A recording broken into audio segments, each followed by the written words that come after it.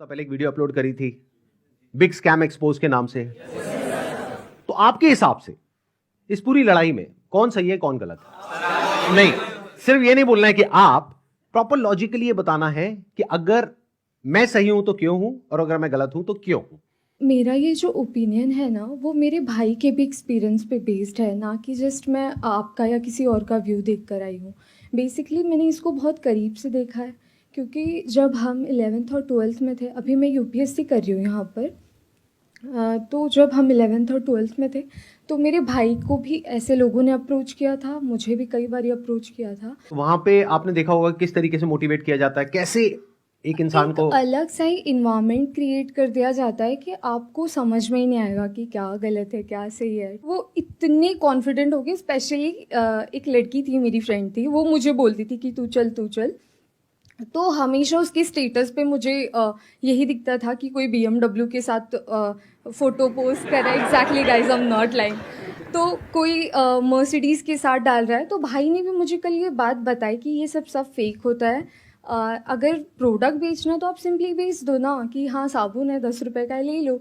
उसके पीछे आप BMW क्यों दिखा रहे हो, जो कि वो पॉसिबल नहीं है। Exactly, that is the truth. कुछ लोगों को यह लग रहा है कि ये लड़ाई मेरे और विवेक बिंद्रा के बीच में है, जबकि ऐसा कभी था ही नहीं। ये कुछ लोग समझ रहे हैं या वो खुद समझ रहे हैं। ये लड़ाई एक्चुअल में सच और झूठ की है।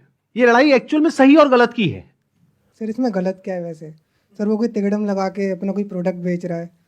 सर ऐसे बहुत सारे लोग हैं दुनिया में जो कुछ ना कुछ कर ही रहे हैं, कई सारी टैक्टिक्स लगा रहे हैं। और जैसे एडवर्टीजमेंट में बहुत सारा कुछ होता है, तो सर ये भी इसने भी कोई अपनी टैक्टिक्स निकाली है, तो उसमें सर गलत क्या है अपना प्रोडक्ट बेचने? वेरी गुड पॉइंट कि इसमें गलत क्या है। कोई बताना चाहेगा कि इसमें कुछ गलत है या नहीं है या ये सही है? सर बेसिकली इसमें सबसे पहले हमारे लोग 18 to 25 के एज ग्रुप के बच्चों को टारगेट किया जाता है और इसमें उनको सेमिनार तक ले जाया जाता है और उनको ज़बरदस्ती आप अपने कुछ भी बेच रहे हो उन्हें फंसा दिया जाता है। सर अजीब टाइप के वहाँ म्यूजिक वगैरह चल रहे होते सेमिनार में। मैं खुद भी ज्वाइन किया था एक कंपनी में और वो बोलते थे कि आपको आपकी दाढ़ी आने से पहले आपकी गाड़ी आ जाएगी।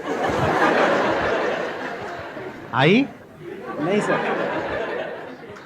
सर सबसे पहले मैं ये कहना चाहूँगा, क्योंकि जिस आपने बिग स्कैम वीडियो अपलोड की यूट्यूब पे, उसमें आपने ना नाम किसी का बताया ना कंपनी का नाम लिया।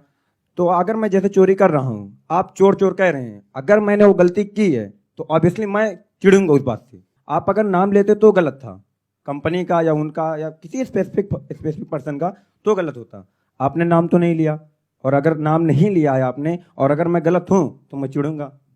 और एक और मजेदार बात बताइए, जब वो वीडियो अपलोड हुई कितनों को समझ आया था मैं किसके बारे में बात कर रहा हूं? बहुत कम लोगों को। अगर वो कुछ नहीं करते, चुपचाप बैठे रहते, तो 2 दिन में सब भूल भाल जाता है, वो खत्म हो जाता। मतलब एक टीचर है जो क्लास में सामने खड़े होकर के बोल रही है तुम में से किसी एक ने चोरी करी है, और एक बच्चा खड़ा होकर के बोलता है मैंने चोरी नहीं करी है, मैंने चोरी नहीं करी। अरे नहीं करी तो बैठा रहे ना चुपचाप। सर इसमें मैं अपने थॉट शेयर करना चाहूँगा। सबसे पहले तो कोई कोर्स बेचना या प्रोडक्ट बेचना कोई गलत नहीं है, लेकिन प्रोडक्ट का अगर आप 50,000 का बेच रहे हो तो उसकी औकात भी होनी चाहिए उतनी। उनके प्रोडक्ट की औकात है 100 रुपये की, लेकिन बेच रहे 50,000 में। सर एक पॉइंट और मैं शेयर करना चाहूँगा। प्लीज बोलिए। लाइक किसी को पसंद नहीं आया और आप उससे कह रहे हो कि आप दूसरों को सेल करो, तो वो उससे ही बड़ा स्कैम है। असली स्कैम ये है, ध्यान से समझ लो सब लोग, कि एक प्रोडक्ट जो आपको पसंद नहीं आया, आप अपने पैसे वापस मांग रहे हो, लेकिन आपको कहा जा रहा है अगर आपको अपने पैसे वापस चाहिए तो अपने जैसे और 4 बेवकूफ पकड़ करके लाओ और उस पर 30% 35% जो भी है कमीशन लो, और जो आपने पैसा लगाया वो पूरा पैसा आपको वापस। ये स्कैम है। अच्छा, इसी में अगर कोई जेन्युइन प्रोडक्ट हो तो क्या ये स्कैम है? नो सर, नहीं है। ये भी ध्यान से समझ लेना। तो मजे की बात यह है कि जब मैंने स्कैम को एक्सपोज किया तो ऐसी हजारों कंपनीज हैं इंडिया में, उनमें से सिर्फ एक ही कंपनी वाले और उस कंपनी का मालिक नहा धो करके मेरे पीछे पड़ गया। इसका मतलब क्या निकालोगे? अब आ करके कह रहे हैं कि बताओ इसमें स्कैम क्या है। तो ठीक है, मैं बताता हूं स्कैम क्या है। आज अच्छे से बताता हूं और पूरी दुनिया को समझाता हूं कि स्कैम होता क्या है। तो एक काम करते हैं, एक वीडियो देखते हैं। उस वीडियो को देखने के बाद में आप लोग अपने व्यूज बताइएगा कि स्कैम है या नहीं है। दोस्तों मेरा नाम नीरज है, मैं राजस्थान जोधपुर से हूँ। बड़ा बिजनेस है। अभी 5 दिन पहले 4 सितंबर को मुझसे एग्रीमेंट पे साइन करवाए और बोले कि आपका जो ये केस है हम सोल्व कर देंगे और जो आपका बाकी पेमेंट है वो हम आपको रिफंड कर देंगे। 4 तारीख के बाद हमारा एग्रीमेंट हुआ। मुझे सेटलमेंट एग्रीमेंट दिया कि आप एग्रीमेंट पे साइन करो, इसको अच्छे से रीड करो, पढ़ो इसको, फिर आप साइन करके हमें भेजो, तब हम आपका जो पैसा है वो हम आपको रिफंड कर देंगे। मेरा जो भी पैसा है मैक्सिमम जो है अब 35,000 मेरा पैसा बड़ा बिजनेस में भी बाकी है। लॉस तो अगर मैं बोलूँ तो मेरा कैश का 1 लाख का मेरा लॉस हुआ है 2 साल के अंदर। एक साल मैंने फुल काम किया, डीएमटी भी पैसा खर्च किया, आना जाना बहुत स्ट्रगल किया, लेकिन पैसा नहीं कमा पाया। 1 लाख का मैं लॉस करके बैठा हूँ। लेकिन जो बड़ा बिजनेस को मैंने दिया था उसमें मेरा 35,000 अभी बाकी है बड़ा बिजनेस लेने का। और जो हमारा एग्रीमेंट का साइन हुआ था वो हुआ था 40,000 का। तो मेरा समीर करके नाम है, तो उन्होंने मुझको एग्रीमेंट दिया और बोला कि 40,290 रुपये जो अमाउंट है वो आपके हम अकाउंट में ट्रांसफ़र कर देंगे जब आप एग्रीमेंट साइन करके हमें भेजोगे उसके बाद। तो मुझे 2-3 दिन बोलते रहे, सर कल होगा, परसों होगा, 24 घंटे 48 घंटे ऐसे ही बोलते लास्ट में आके बोला सर आपको रिफंड नहीं होगा, आप हमारे रिफंड कैटेगरी में नहीं आते। और उसके बाद मेरे को बोला सर हमारे एक सीनियर आपको कॉल करेंगे, लेकिन उनके किसी भी सीनियर्स का मेरे पास कॉल नहीं आया, ना मुझे व्हाट्सएप पे रिप्लाई दे रहे हैं। यहाँ पे कुछ पोस्ट हैं वो भी मैं आपको शेयर कर दूंगा स्क्रीनशॉट, जो आप देख सकते हो कि कितना बड़ा मेरे साथ फ्रॉड हुआ है। तो अगर आपको भी ऐसे सेटलमेंट एग्रीमेंट दिया जाता है कि आप साइन करिए और आपको पैसा हम रिफंड दे देंगे, तो मेरे दोस्तों ये बिल्कुल भी भूल के भी मत करना एग्रीमेंट साइन। पहले आप उनको बोलो कि पहले पेमेंट दो, उसके बाद हम एग्रीमेंट साइन करेंगे। देखो भाई एग्रीमेंट क्या है, क्योंकि हम मिडिल क्लास फैमिली से गरीब लोग हैं, हमें सिर्फ अपने काम से मतलब होता है ना। तो हमें जब अपना पैसा मिल जाएगा तो हम पैसा लेके हमें क्या करना बड़ा बिजनेस है ना, हम उनके बारे में नेगेटिव क्यों बोलेंगे। उसके बाद इन्होंने मुझसे वीडियो भी बनवाया, मेरा यूट्यूब चैनल था वो भी डिलीट करवा दिया, व्हाट्सअप ग्रुप भी डिलीट करवा दिया, लेकिन मेरा पैसा इन्होंने रिफंड नहीं किया। जो उन्होंने बोला मैंने वो किया, लेकिन मेरा पैसा इन्होंने रिफंड नहीं किया है। इसलिए मैं दोबारा से वीडियो बनाना सोशल मीडिया पर जब तक मेरा पैसा नहीं मिल जाता है मैं तब तक वीडियो बनाता रहूँगा और अपनी लड़ाई में लड़ता रहूँगा। अगर वो मेरी तरफ लीगल एक्शन भी मेरे ऊपर लेंगे तो उसका भी मेरे को कोई दिक्कत नहीं है, क्योंकि वैसे भी हम बर्बाद हो चुके हैं, हमारा पूरा सब कुछ है जो उजड़ चुका है ना। तभी इससे बुरा हमारे साथ जो भी होगा वो देखा जाएगा, और जो बुरा हमारे साथ हो चुका है इससे ज़्यादा बुरा हमारे साथ नहीं हो सकता है ना, और ना भी वो कर सकते। जितना बुरा होना था वो हमारे साथ हो चुका है। मैं जब भी आईबीसी के बारे में सोचता हूँ मुझे ऐसा लगता है कि मेरा पैसा भी बर्बाद हो गया, मेरा टाइम भी बर्बाद हो गया। मैंने इतना ट्रस्ट किया था विवेक बिंद्रा जी पर, मेरा ट्रस्ट भी चला गया और मुझे सुसाइडल थॉट आते हैं। और मैं अगर कंपनी मेरा पैसा रिटर्न नहीं करती है तो मैं सुसाइड करूँगा। और मैंने 10-12 वीडियो बना करके अलग अलग चैनल पर डाल दिए हैं और शेड्यूल कर दिया है। मेरे ना होने के बाद वो वीडियोस रिलीज होते जाएंगे, जिस पे मैंने बताया है कि किस तरीके से मैंने डॉक्टर विवेक बिंद्रा जी का वो सब भी लगा दिया कि मेल पर कि मैंने पैसा डाला था, और मेरा चैनल स्ट्राइक पड़वा दी गई है। और मुझे बोलने की भी वो नहीं दिया कि मैं बोल सकता हूँ, इसलिए मैं ये बिल्कुल नए चैनल पर ये वीडियो डाल रहा हूँ। और मैंने 10-12 वीडियोस और बना के रखे हैं, जो मैं 10-12 अलग अलग चैनल्स पर मैंने डाल दिए, अपलोड कर दिया है, शेड्यूल कर दिया है। अगर बड़ा बिजनेस की टीम मुझे मेरा पैसा नहीं लौटाती है तो मेरे पास कोई ऑप्शन नहीं रहेगा, क्योंकि मुझे अभी फिलहाल में वो पैसा चाहिए कैसे भी करके, क्योंकि जिन लोगों से मैंने पैसा लिया है वो लोग डे नाइट मुझे परेशान कर रहे हैं। मैं आपको बताना चाहूंगा कि ये वीडियो हमने रिकॉर्ड नहीं करी है, ये यूट्यूब पर अवेलेबल है, और ऐसी 1-2 नहीं बहुत सारी वीडियोस अवेलेबल हैं अलग अलग लोगों की। और बहुत सारे ऐसे बच्चे हैं जिन्होंने ब्याज पे पैसा लिया है, हम लोग शायद समझ भी नहीं सकते कि इन लोगों के ऊपर क्या बीत रही है। और ऐसी 1-2 नहीं बहुत सारी वीडियोस हैं, आप जाकर के यूट्यूब पे सर्च कर सकते हैं। अब जरा इस इंसान के बैकग्राउंड को देखो कि इंसान है कौन। ये अपने नाम के आगे क्या लगाते हैं? डॉक्टर। जब यहां पर ये आए थे तो मुझे लगा था डॉक्टर है, लेकिन बाद में जब मैंने रिसर्च करी अभी पिछले 1 हफ्ते में ये सब जो हुआ है, तो मुझे पता लगा इन्होंने कोई एमबीबीएस नहीं किया है, इंडिया की किसी भी यूनिवर्सिटी से या यूएस से यूके से कहीं से कुछ नहीं किया है। कहां से डिग्री मिली है, कैसे मिली है, वो अगर आप थोड़ा सा रिसर्च करोगे तो आपको समझ आ जाएगा। किसने बोला पाकिस्तान से?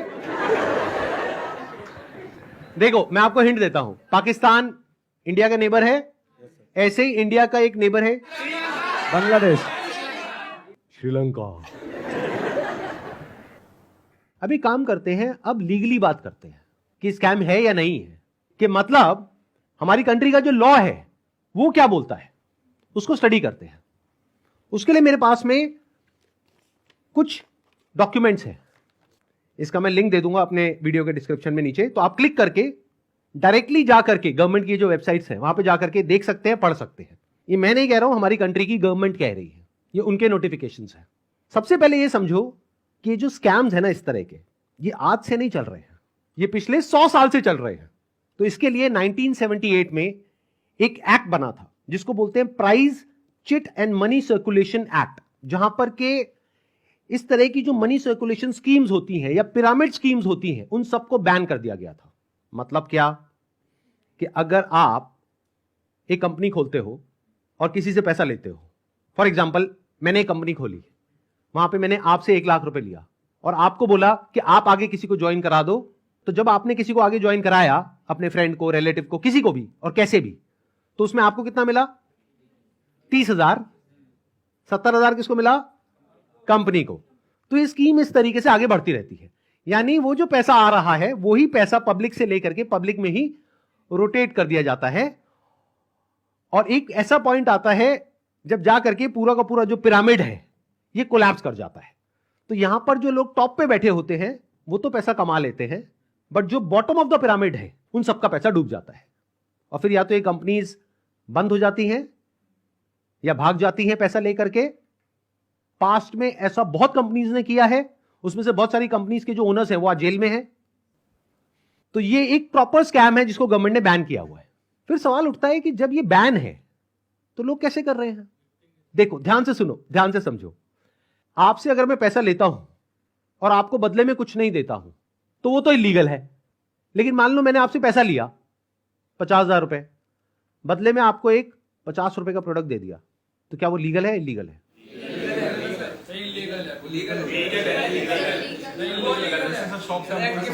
हो गए ना कंफ्यूज? तो ये एक लूपहोल है, ये जो लॉ है उसके अंदर, इसको ये लोग यूज कर रहे हैं। मतलब गवर्नमेंट ने क्या कहा कि अगर आप किसी के घर का दरवाजा तोड़ते हो और अंदर जाते हो और चोरी करते हो तो आपको सजा होगी। लेकिन ये लोग क्या बोल रहे हैं कि देखो दरवाजा लिखा है, खिड़की नहीं लिखा है। खिड़की से तो हम जा सकते हैं ना। तो जो कंपनीज जेन्युइन है और जो फेक है उसमें सबसे बड़ा फर्क क्या होता है कि जो प्रोडक्ट है अगर लोग उसकी वजह से ज्वाइन कर रहे हैं और वही एडवर्टाइजिंग में कहा जा रहा है, वही उसका ओनर कह रहा है, तब तो वो जेन्युइन है। मेरे हाथ में ये रिजर्व बैंक ऑफ इंडिया का सर्कुलर है। इसमें क्लियरली आरबीआई ने यानी रिजर्व बैंक ऑफ इंडिया ने कॉशन किया है public against multi level marketing activities. इसमें मैंने कुछ पॉइंट्स को हाईलाइट किया हुआ है, उसको मैं एक बार आपको एक्सप्लेन कर देता हूं। Income under such schemes majorly comes from enrolling more and more members from whom hefty subscription fees are taken rather than from the sale of products they offer। तो ये आरबीआई का कहना है। मतलब देखना ये है क्या वो जो प्रोडक्ट है और सर्विस है उसका जो प्राइस है वो मार्केट से थोड़ा ज्यादा है या बहुत ज्यादा है। अब आपको एक बहुत मजेदार बात बताता हूं। ये सिखा रहे हैं 10 दिन का एमबीए। 10 दिन में कौन सा एमबीए होता है? मतलब इस हिसाब से आईआईएम और ये जितने टॉप एमबीए कॉलेजेस हैं उसकी प्रिपरेशन के लिए लोग कोचिंग में जाते हैं, तैयारी करते हैं कैट को क्रैक करने के लिए, उस सबकी तो कोई जरूरत ही नहीं है। साक्षात विवेक बिंद्रा जी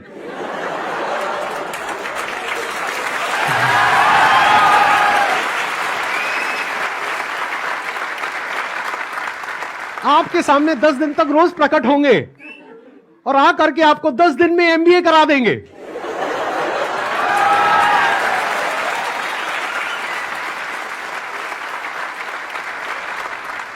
प्रोफेसर साहब एक बात बताइए, आपने अपनी वीडियो में बोला कि एक इमेज मैं 20,000 रुपए की बेच रहा हूं, तो क्या वो स्कैम नहीं है?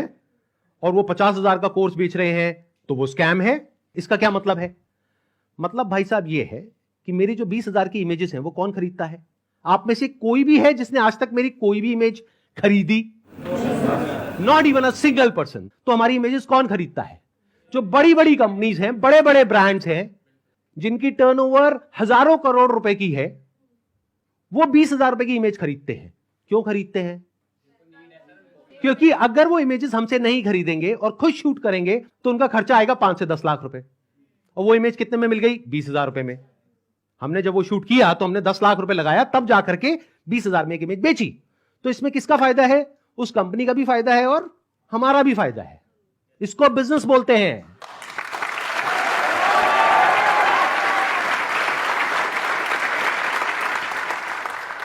देखते हैं आरबीआई और गवर्नमेंट ऑफ इंडिया क्या कहती है उनके बिजनेस मॉडल के बारे में।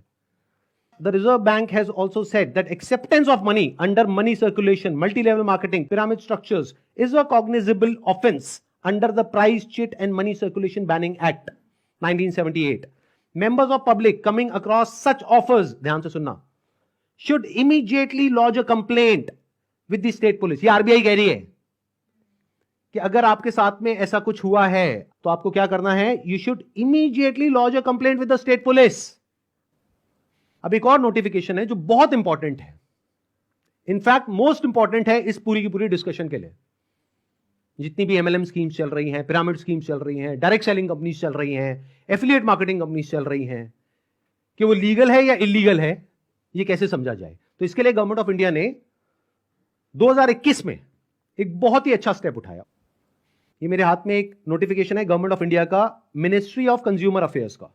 उसमें क्या कहा गया है? ये टोटल 13 पेज का डॉक्यूमेंट है, जिसमें क्या कहा गया है? The central government hereby proposes to frame consumer protection direct selling rules 2021।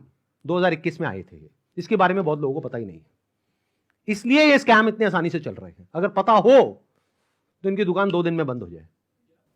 Detail में अगर आप जानना चाहते हैं इसमें क्या क्या लिखा हुआ है तो नीचे यहां पे डिस्क्रिप्शन में आपको लिंक मिलेगा, उस पर क्लिक करके आप देख सकते हैं और पढ़ सकते हैं इसको। मैं बस शॉर्ट में कुछ पॉइंट्स मैंने हाईलाइट करे हुए हैं, वो आपको बताता हूं जो समझना बहुत जरूरी है। It applies to all models of direct selling, whether it is multi level, whether it is single level, whether it is affiliate, किसी भी स्ट्रक्चर से आप सेलिंग कर रहे हो तो आपको इन रूल्स को फॉलो करना है।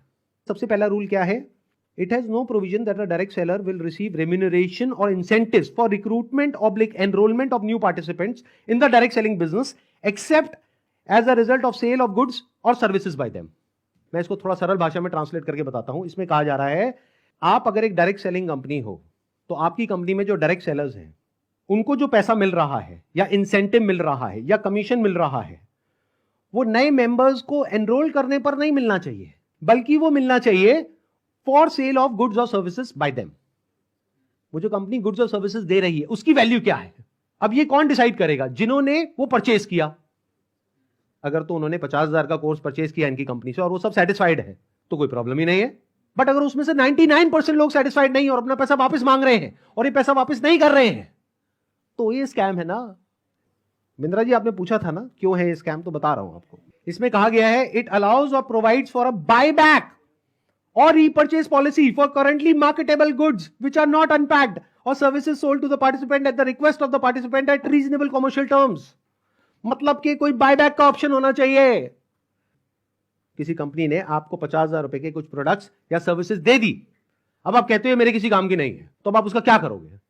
उस कंपनी को एक बायबैक पॉलिसी देनी पड़ेगी। अब देखना, ध्यान से सुनना, ध्यान से समझना। बायबैक आप किस चीज पर दे सकते हो? जिसकी कोई मार्केट वैल्यू हो।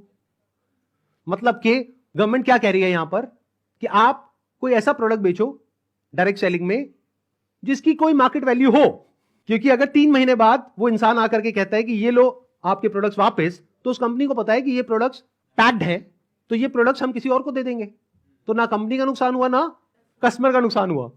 बट अगर कुछ आपने ऐसा बेच दिया है जिसकी कोई मार्केट वैल्यू ही नहीं है, फॉर एग्जाम्पल आपने कोर्स खरीदा इनसे, अगर आप जा करके किसी को बोलते हो कि कोर्स मैंने 50,000 का लिया है, आपको 5,000 का देती हूं, ले लो, कोई लेगा? 500 रुपए का लेगा? तो इसकी मार्केट वैल्यू क्या है? Zero. It is a clear violation of this act. इसलिए ये स्कैम है बिंद्रा जी।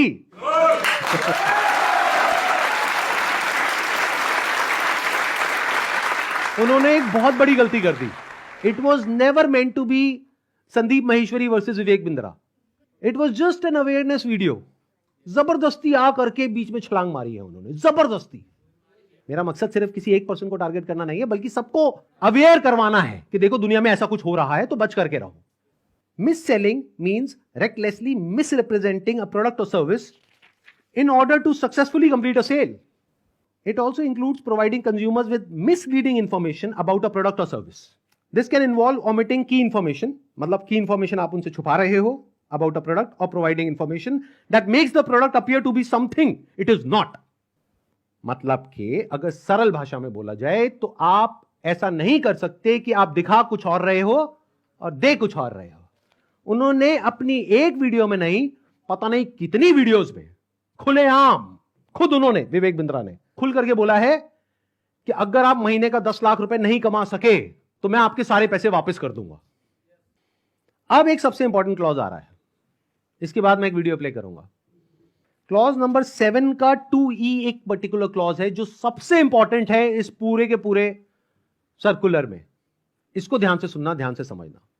अ direct selling entity and direct seller shall not refuse to take back spurious goods or deficient services and refund the consideration paid for goods and services provided. इससे कोई फर्क नहीं पड़ता कि आपने उस कंपनी के साथ में क्या एग्रीमेंट किया है, फर्क इससे पड़ता है कि लॉ क्या है। फॉर एग्जाम्पल, आप किसी के साथ में एग्रीमेंट करते हो किसी का मर्डर करने के लिए, तो आप कोर्ट में जाकर के ये नहीं बोल सकते थे कि हमारा एग्रीमेंट था। क्यों? क्योंकि जो कंट्री का लॉ है वो किसी भी एग्रीमेंट के ऊपर है। The law of the land supersedes all agreements. तो आप लोग जो डर रहे हो ना कि हमने उनके साथ में कॉन्ट्रैक्ट साइन किया, एग्रीमेंट साइन किया है, अरे पहले लॉ को तो देख लो, लॉ क्या कहता है। अगर लॉ के हिसाब से वो गलत है तो गलत है, नो मैटर कि उसने आपके साथ क्या एग्रीमेंट किया है। That agreement must be in line with the law of the land. तो ये क्लॉज को मैं दोबारा से पढ़ूंगा, ध्यान से सुनना। A direct selling entity and direct seller shall not refuse to take back deficient services. Deficient word का क्या मतलब होता है? कोई भी ऐसी सर्विसेज जिसमें किसी भी तरह की कोई कमी है और जो कंज्यूमर है वो कहता है कि ये जो आपने मेरे को कोर्स दिया है या प्रोडक्ट दिया है या सर्विस दिया है ये बेकार है, किसी काम की नहीं है, तो उस कंपनी को पैसा रिफंड करना ही पड़ेगा। ये मैं नहीं कह रहा हूं, हमारी कंट्री का लॉ बोल रहा है। अब ये जो मैंने आपको कुछ पॉइंट्स बताए, इसके अकॉर्डिंग एक बार एक छोटी सी वीडियो को देखो, बड़े प्रोफेसर की, देखते हैं वो क्या बोलते हैं। मैं आपको अपना व्हाट्सएप का नंबर दूंगा, ईमेल एड्रेस दूंगा, वहां बोल दीजिए आकर के पैसे ले जाइए। नहीं भी आना तो आप ईमेल कर दीजिएगा, आपको पैसे आपके अकाउंट में ट्रांसफर हो जाएंगे।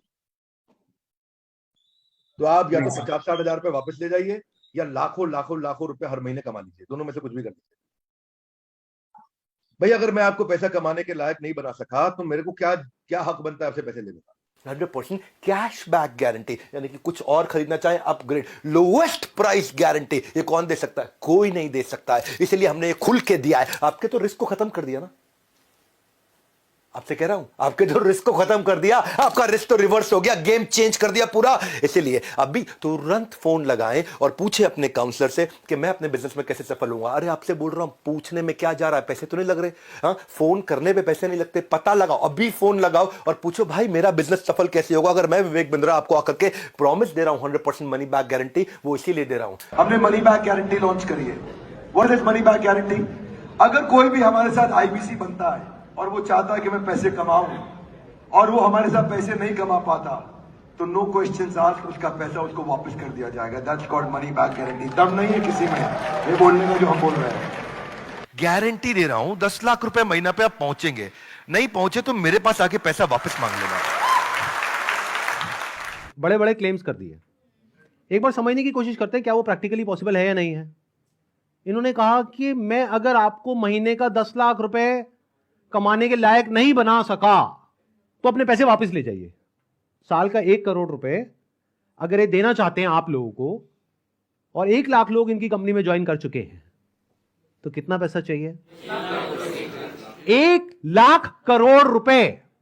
तो हमारी टीम ने क्या किया, इनके जो फाइनेंशियल्स है उसको चेक किया कि भाई अगर 1 लाख करोड़ देना है तो कंपनी की टर्नओवर होनी चाहिए ना 2-3 लाख करोड़ की, क्योंकि वो भी तो कमाएगी ना।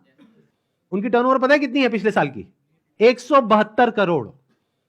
अगर उसमें से मान लेते 30% भी वो कमीशन देते हैं अपने आईबीसीज को, कितना पैसा उन्होंने डिस्ट्रीब्यूट किया स्कीम में? 50 करोड़। तो कितने लोगों के हाथ में आया 1-1 करोड़? 50 बस। और बाकी लोगों का क्या हुआ? उनके हाथ में क्या आया? 0।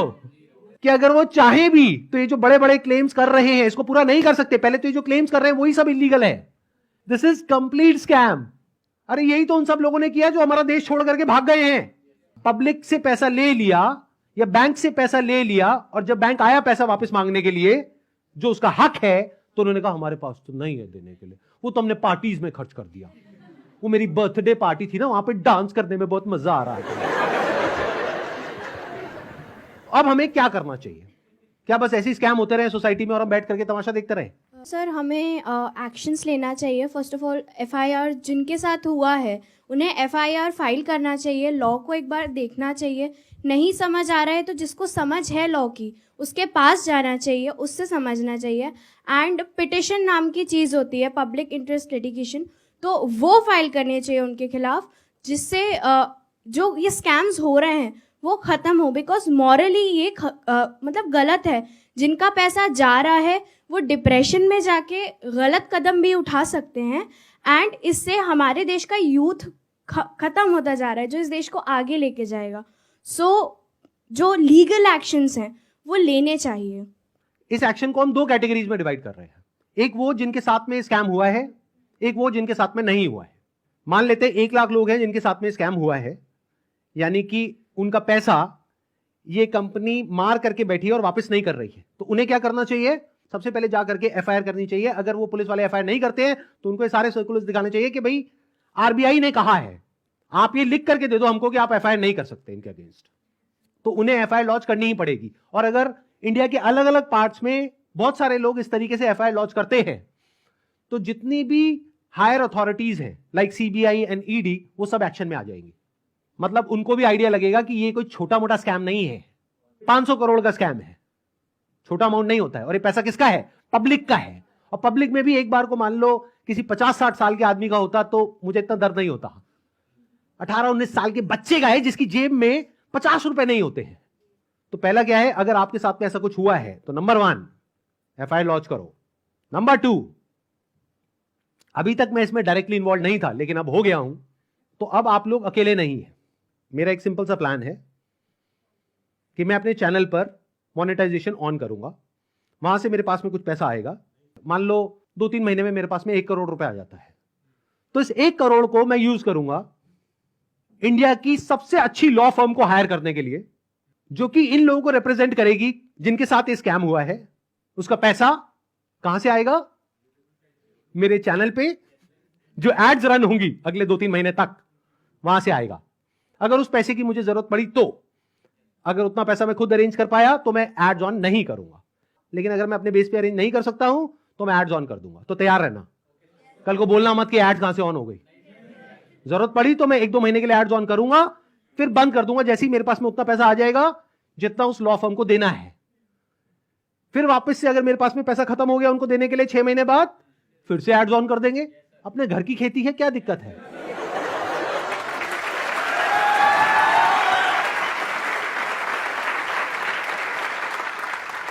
तो अब आप लोगों को क्या करना है, जिनके साथ में स्कैम हुआ है हमको ईमेल करिए। हमारा एक ईमेल आईडी है legal@sandeepmaheshwari.com। और आप लोग क्या कर सकते हैं, जिनके साथ में स्कैम हुआ है, आरबीआई का हम एक लिंक यहां पर नीचे डिस्क्रिप्शन में पोस्ट करेंगे। एक तो इन सर्कुलर्स का, प्लस आरबीआई के जितने भी ऑफिसेज हैं अलग अलग स्टेट्स में, वहां पर जो उनके रिप्रेजेंटेटिव्स हैं उनका। तो आप क्या कर सकते हैं, जिनके साथ में ऐसा कुछ हुआ है, एक लेटर लिखिए छोटा सा, उसमें जो भी मन में है इंग्लिश में हिंदी में लिख दीजिए कि आपके साथ में ये हुआ, ये हुआ, ये हुआ, ये हुआ, और आपको अपना पैसा वापस चाहिए, लेकिन वो पैसा वापस नहीं कर रहे हैं। और साथ में सारे जो प्रूफ्स हैं, जो भी आपने पेमेंट करी, जो भी आपका रजिस्ट्रेशन नंबर है, वो सब अटैच करिए। इसको पोस्ट करिए, एक आरबीआई में और एक मिनिस्ट्री ऑफ कंज्यूमर अफेयर्स में। अगर ये करते हैं तो क्या होगा, सोचो उनके पास में हजारों लेटर्स पहुंच जाते हैं तो क्या होगा। तो गवर्नमेंट की जो भी सीनियर अथॉरिटीज हैं वो सब एक्शन में आ जाएंगी। अगर आपको बहुत ज्यादा डर लगता है कि पता नहीं क्या हो जाएगा, क्योंकि ये आदमी है तो थोड़ा अजीब। अभी जो कल वीडियो में आया है ये, इसने आकर के एक बार नहीं बार बार मुझे धमकियां दी है, 1 हफ्ते में देखो मैं तुम्हारे साथ क्या करता हूं। भाई तू क्या करेगा, कर ले, अभी कर ले। मैं नहीं डरता भाई, दिखता नहीं है मेरी आंखों के अंदर। मेरे को मत डराने की कोशिश कर बार बार, तू अपनी आंखें दिखा कर।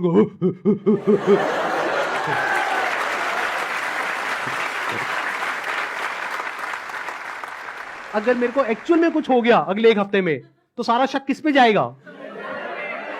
है ना? कैसा प्रोफेसर है? थोड़ा तो बुद्धि यूज कर, थोड़ा तो लॉजिक नाम की चीज यूज कर। पब्लिकली आ करके मेरे को धमकाए चले जा रहा है, क्या ये लीगल है? अच्छा, एक चीज ध्यान में रखनी है आप लोगों को जिनके साथ भी ये स्कैम हुआ है, चाहे आप हमको ईमेल कर रहे हैं, चाहे आप कहीं पर भी इस तरह से लेटर भेज रहे हैं या ईमेल्स भेज रहे हैं, जहां भी आप भेज रहे हैं, जो भी प्रूफ है पेमेंट का, वो साथ में अटैच करिए और अपनी कॉन्टैक्ट डिटेल्स प्रॉपर तरीके से दीजिए। क्योंकि अगर आप हमको ईमेल कर रहे हैं तो हमारी लीगल टीम आपको कॉन्टैक्ट करेगी आपके फैक्ट्स को वेरीफाई करने के लिए। तो ये हो गया एक कैटेगरी उन लोगों की जिनके साथ में स्कैम हुआ है। अब बात करते हैं बाकी के लोग, जो आप लोग हो। क्या आप जेन्युइनली कुछ करना चाहते हो? कितने हैं जो जेन्युइनली कुछ करना चाहते हैं? तो एक हैशटैग है जिसको बहुत तेजी से हमको स्प्रेड करना है। मतलब कि जब ये वीडियो अपलोड होगी उसी दिन ये हैशटैग हर जगह ट्रेंड करना चाहिए। हर यूट्यूब के कमेंट सेक्शन में, ट्विटर पर, इंस्टाग्राम पर, हर जगह इसके बारे में बात होनी चाहिए। उसके पीछे क्या वजह है?